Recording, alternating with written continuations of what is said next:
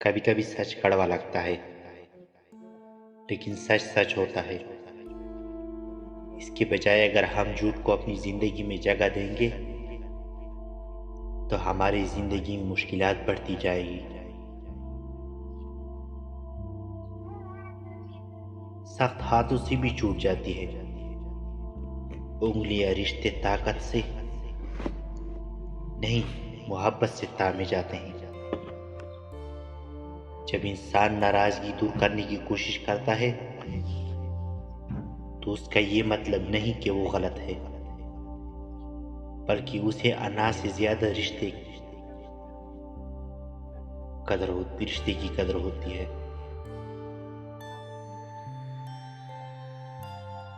ناراضگی، گلے شکوے وہاں اچھے لگتے ہیں جہاں اپنیت ہو،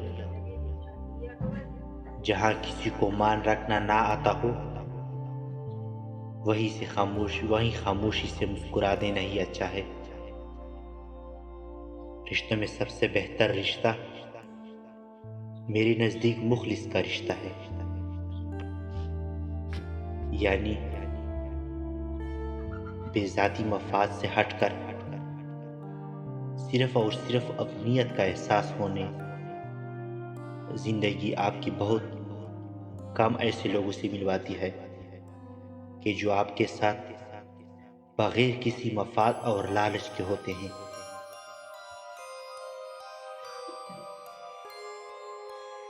لوگوں کو دوسروں کے بدلے ہوئے رویے نظر آ جاتے ہیں اور اپنی حرکتوں کا پتہ نہیں ہوتا جو اس تبدیلی کی اصل وجہ ہوتی ہے۔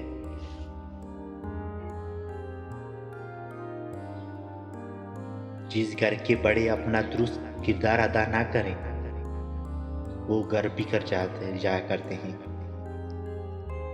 بڑے ہی جب گھریلو قسم کی سیاست میں پڑ جائے تو بچوں کی ذہن بھی تخریبی ہو جاتی ہے۔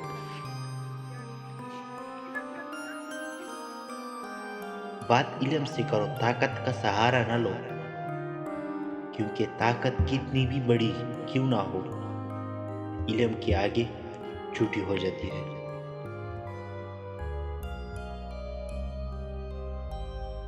زندگی اس اذان سے شروع ہوتی ہے جس کی نماز نہیں ہوتی، اور اس نماز پر ختم ہوتی ہے جس کی اذان نہیں ہوتی۔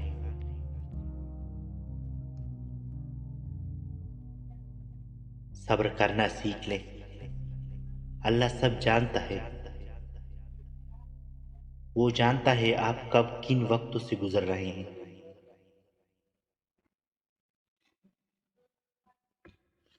یقین کریں وقت بدل جائے گا، کیونکہ تبدیلی کائنات کا اصول ہے۔